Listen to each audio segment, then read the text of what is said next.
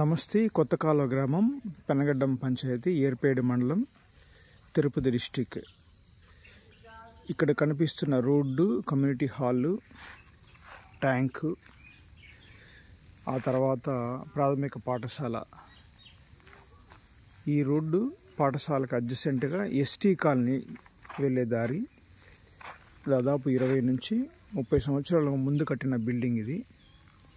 కోర్టులో కేసు ఉన్నందువల్ల ఈ వీడియో తీయవలసి వచ్చింది.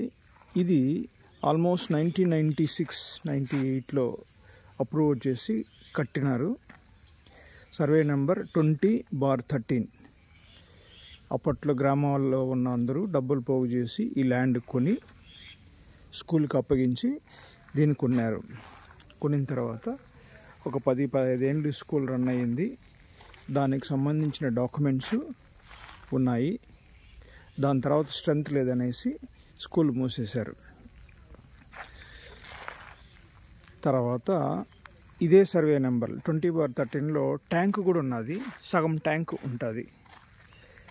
దాని పక్కన ఇంకొక సర్వే నెంబరు, దాని తర్వాత ఇంకొక survey number. Community hall right సైడ్కి ఊరు వెళ్తుంది దారి. ఇప్పుడున్న దారి ఏకైక దారి అదే గుడి.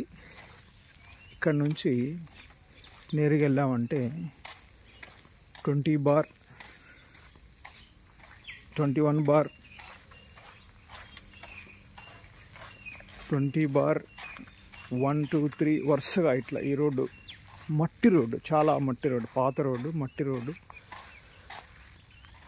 దాదాపు ఒక 20 ఏళ్ళుగా ఈ రోడ్డు ఉన్నది.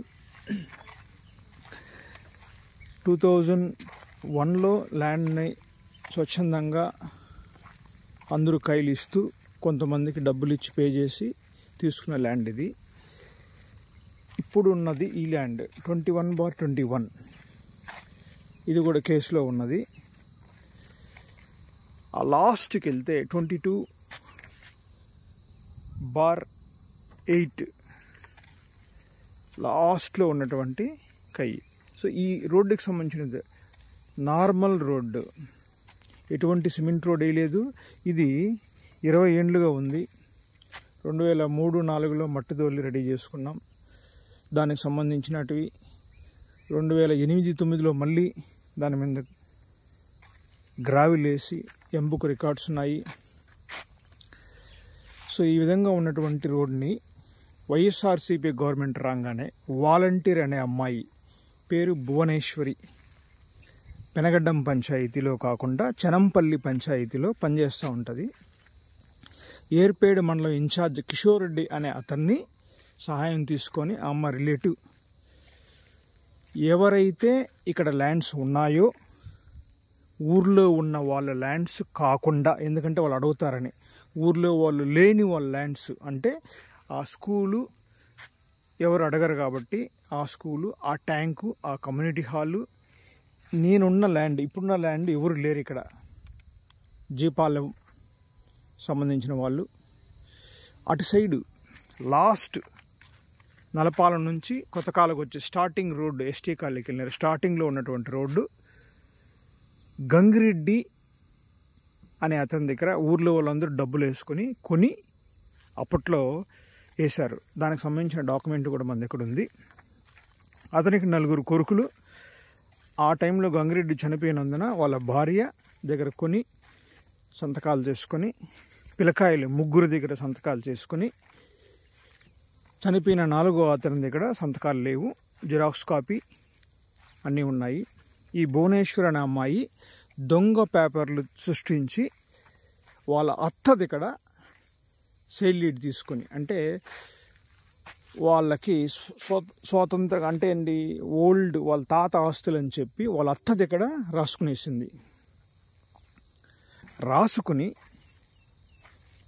2020 డిసెంబర్లో రాసుకొని 2021 జనవరి ఫిబ్రవరిలో సర్పంచ్గా గెలిచిన తర్వాత, ఈ ఊర్లో వాళ్ళు సర్పంచ్ శ్రవంతి గెలిచిన తర్వాత 21 ఏళ్ళుగా రోడ్డు లేనందున రోడ్డు ఫామ్ చేద్దామని అన్నప్పుడు ఎక్కడ ఈ రోడ్డు, ఈ కైలన్నీ ఆమె పేరుతో బుక్స్ ఏదైతే దొంగతనంగా ఎక్కించుకునిందో దానికి సంబంధించిన పత్రాలు కూడా ఉన్నాయి.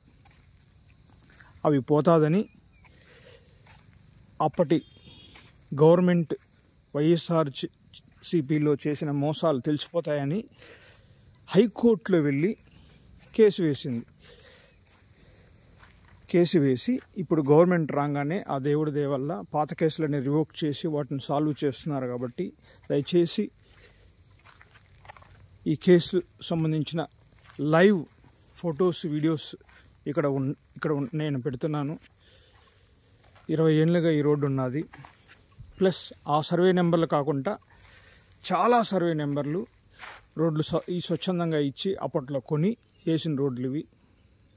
దీనికి సంబంధించిన కాపీస్ కూడా, రెజల్యూషన్స్ కూడా పంచాయతీ తరపున, మండల ఏర్పేట స్థాయి తరపున ఫొటోస్, వీడియోస్ ఇవ్వడం జరిగింది. I request, please check the matter and settle. I request to cancel the case and check whether the documents given by Bhuvaneshwari, registered by Bhuvaneshwari, are originals or not.